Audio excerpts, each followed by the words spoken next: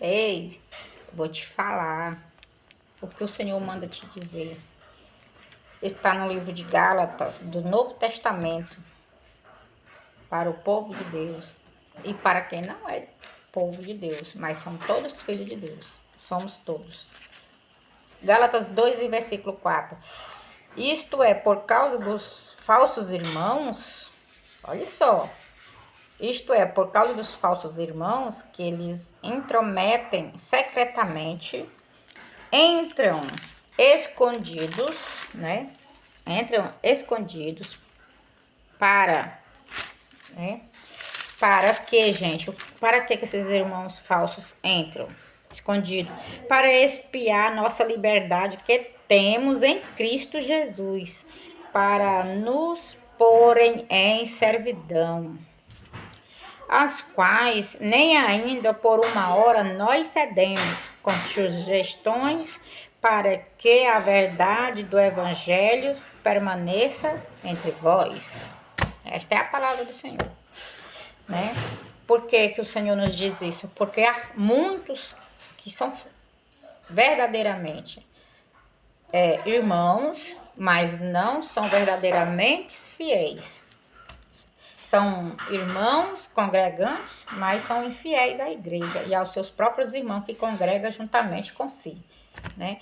Então, eles são falsos, eles ficam só espiando, né? Para quê?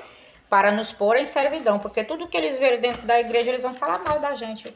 Tá de roupa curta, tá de não sei do que, unha comprida, até que a unha comprida é do capiroto, não é de Deus, né? Muito exagero na sua beleza não vem de Deus, vem do capeta. Tu sabe por quê que eu te digo isso? Porque a palavra de Deus no Apocalipse diz que no lugar, né, de muito cheiro vai haver fedor. No lugar de no lugar de muita beleza vai haver fiura. Então, para que isso? Muitos irmãos vão lá só para criticar a igreja, né? Esses são os falsos irmãos que entram só para espiar a vida do crente. Entra só para observar. E quando ele sai de dentro da igreja e entra em outra, ele fala mal da nossa pessoa, que somos isso, que somos aquilo, né? Mas em nenhum momento nós não cederemos com sujeição para que a verdade do Evangelho permanece entre vós e entre nós, né? Entre nós também, entre eu também, porque a verdade tem que permanecer dentro da igreja, dentro dos fiéis. Então, os infiéis são chamados aqui na palavra de Deus, né? Falsos irmãos, né? Ele está na igreja, mas ele não te considera como irmão, né? Ele não te abençoa, né? Ele só quer receber a bênção, ele não te abençoa. Ele só observa a vida do crente dentro da igreja, né? O falso irmão, ele te dá a paz do Senhor. O falso irmão, ele congrega, ele canta hino, ele lê a palavra. O falso irmãos em ambas partes, né? Homem e mulher. Eles congregam na igreja, estão dentro da igreja. Mas quando eles saem de dentro da igreja, né? Eles blasfemam, né? Contra a nossa pessoa, né? Nós que somos os fiéis, os ajudadores, né? Quando saem para fora da igreja, eles começam já a atacar a sua irmã, já começa a atacar o seu irmão com palavras, levando, até comentando o nome da pessoa, né? O que ela está fazendo, o que ela está vestindo ali naquele dia da igreja. Ela comenta assim que a irmã está ridícula, que a irmã não está perfeita, linda como ela, né? O irmão comenta também sobre o outro irmão, né? Que está na presença de Deus. Ele pode estar numa camisa rasgada, ele pode estar com seu filhinho no colo, a irmã pode estar com a sua filhinha, mesmo sem filho também, porque carregar filho não salva ninguém. mas ele vê o irmão lá de roupinha rasgada, ele já vê lá e comenta que o irmão está mal vestido, que o irmão está sendo enganado, porque ele está mal vestido, né? Mas por que ele comenta a vida do outro? Porque ele certamente ele tem inveja do irmão por causa da fidelidade daquele irmão que está na roupa rasgada, mas ele está na presença de Deus, né? Ele está na presença de Deus, ele está ali buscando uma verdadeira adoração, né? Porque o verdadeiro adorador é aquele que chega na casa de Deus, né? Chega, pode estar com a sua roupa rasgada, mas a roupa tá limpa, né? Ele chega nos pés do Senhor, a hora que ele chega na igreja, ele dobra o seu joelho, vai lá agradecer o Senhor pelo dia que passou, pela vida de todos os seus irmãos dentro daquela igreja. Ele vai orar pelos irmãos que ainda não chegaram. Ele vai orar por Senhor repreender a pedra de tropeço para não impedir que os seus irmãos cheguem na igreja. Para Deus dar livramento na vinda e na volta para casa. Esse é um verdadeiro adorador. Mas os falsos irmãos, eles não veem isto. Eles, além de chegar atrasado na igreja, quando ele chega, a primeira coisa que ele olha não é para a palavra de Deus, não leva o seu pensamento para Jesus, nem para Deus. Ele já leva os seus olhos no seu irmão, lá no banco. Ele leva os olhos lá na sua irmã no banco. Ele olha de cima a baixo o traje da irmã e do irmão. Fazendo o quê? São os falsos irmãos. Ele chega, tem coragem de chegar e dizer a paz do Senhor. Mas quando ele dá a paz do Senhor, ele logo... O irmão não passou um perfume. Já começa, né, no seu coração até falar, né? Nossa, que cheiro horrível. O irmão não tem um perfume. Que misericórdia, meu Deus do céu. Já começa a blasfemar, né? E aí, esses são os falsos irmãos, porque se o irmão não tem um perfume, meus irmãos, é porque ele não conseguiu ganhar, não conseguiu comprar, mas nós devemos aceitar ele daquele jeito ali, porque esses tipos de pessoas é que Jesus usa, são esses tipos de pessoas que estão na presença de Deus, orando, buscando, clamando pela vida de cada um dentro da igreja, sabe por quê? Porque ele está em necessidade. É porque ele está em necessidade, ele busca o Senhor, ele usa da sua misericórdia, o momento que eles têm disponível para buscar Deus e orar por todos, né? Pedindo Deus misericórdia, oportunidade, que o Senhor dê uma ajuda, né? Para ele, tanto espiritual como materialmente. Esse é um irmão verdadeiro, mas aquele que está de longe, mesmo dentro da igreja, sentado no banco, ele não está fazendo a sua parte, como convém a Bíblia, buscar a presença de Deus, cultuar a Deus, né? Ser um verdadeiro adorador. Porque ele está prestando atenção na vida do seu próximo, né? Da sua próxima, mas ele não está prestando atenção na palavra de Deus. A palavra de Deus diz que nós devemos ser unidos na presença de Deus, né? Ser um verdadeiro irmão. É isso que Deus nos manda, que nós devemos nos sentir abençoados perto dos nossos irmãos quando nos congregamos, né? Devemos buscar o Senhor em oração de santidade, dobrar os joelhos, agradecer ao Senhor pela oportunidade de estar ali naquele momento, juntamente com os irmãos, congregando e cultuando em louvor e ouvindo a pregação da palavra de Deus. Esse é um verdadeiro irmão. É um irmão que chega e pede: Senhor, abençoa a minha vida e a vida dos nossos irmãos, das nossas irmãs. Abençoa a minha família da igreja, né? A igreja, nós somos toda família, devemos orar uns por os outros. Nós vamos à igreja para isso, Senhor, abençoa a tua igreja, que somos nós os que congrega lá dentro, né? E aí tem irmão que chega, quando ele vai orar, né? Ele não agradece o Senhor, ele só pede o Senhor, só pede e não diz a verdade para o Senhor, né? Que é o seu verdadeiro amor, o que ele está sentindo pela igreja, pelas irmãs, pelos irmãos, pelo pastor, porque devemos orar pela vida do pastor, da sua família, para que Deus traga mais bênçãos sobre a vida deles, porque é ele quem ministra a palavra no culto, é o pastor. Então ele também tem que ser muito abençoado, tem que receber muita oração para que o Senhor dê entendimento para ele dentro da palavra, para que ele nos traga uma boa palavra, um bom ensinamento e uma boa doutrina e só. Mas os verdadeiros falsos irmãos, ele chega lá para exibir a roupa que veste, né? Tá chique, tá cheiroso, né? E aí o Senhor não abençoa. O Senhor não abençoa.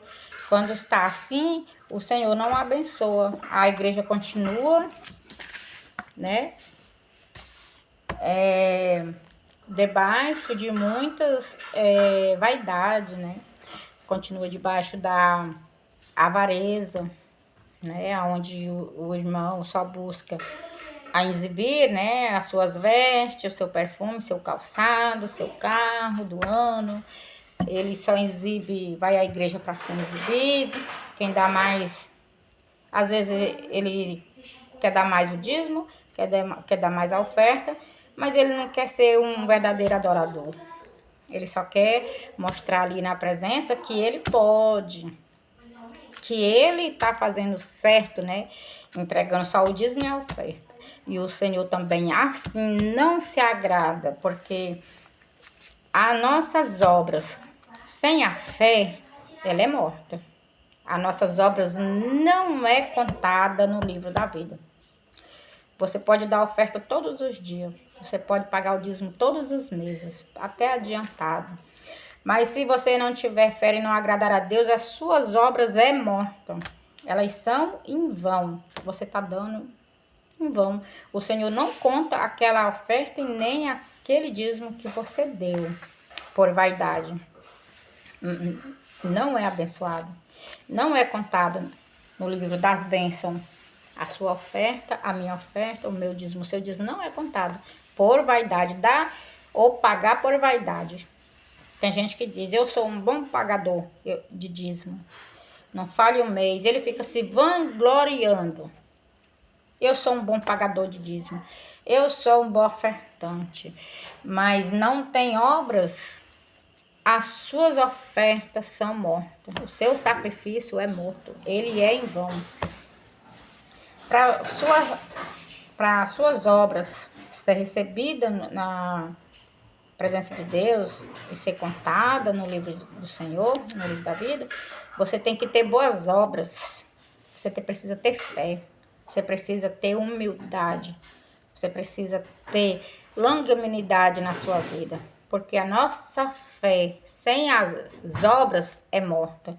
E as nossas obras sem a fé também é morta. Ela é em vão. Entendeu? As nossas obras são mortas sem a fé. E a nossa fé sem as obras também é morta. Né? É como você pagar o dízimo, né? Para mim, e eu não ter um mercado para ir comprar o que comer. Eu morrerei de fome. O dinheiro é em vão. Né? É como se você me ofertasse e eu não ter com quem dividir aquela oferta para satisfazer alguém. Também a minha oferta é morta. Entendeu? A nossa fé só é válida com as nossas obras. E as nossas obras só é válida com a nossa fé. Você pode pagar 1 milhão de dízimos, mas você não tendo fé e nem tendo boas obras, né? E nem sendo humilde, o seu dízimo é todo em vão. Você gastou e jogou dinheiro fora. Você deu, alguém gastou e você não usufruiu de boas obras, porque você também não fez boas obras, porque você não deu com fé, você não deu com humildade. E você também não anda na humildade. Você paga o dízimo e a oferta, né, por obrigação. E Deus nos fala também na palavra que primeiro é a nossa devoção e depois a nossa obrigação. A nossa devoção é o quê? Dar a nossa oferta e pagar o dízimo. Qual é a nossa obrigação agora, né? Ter fé em Deus, agradecer a Deus, né? E fazer boas obras para aquele dízimo e aquela oferta ser abençoada, né? E através dela as bênçãos virem. e ela ser contada no livro da vida. O seu dízimo, a sua oferta ser contada. Que adianta eu dar R$100 de dízimo? Eu vou pegar R$100 aqui e vou dar ele de dízimo. Mas por quê? Sabe por quê que esses R$100 é inválido na presença de Deus? Eu dei lá, alguém usou, né? Mas eu dei. Mas sabe por quê que é inválida? Porque eu não dei com humildade, né? Eu não dei de bom coração e nem com boas obras.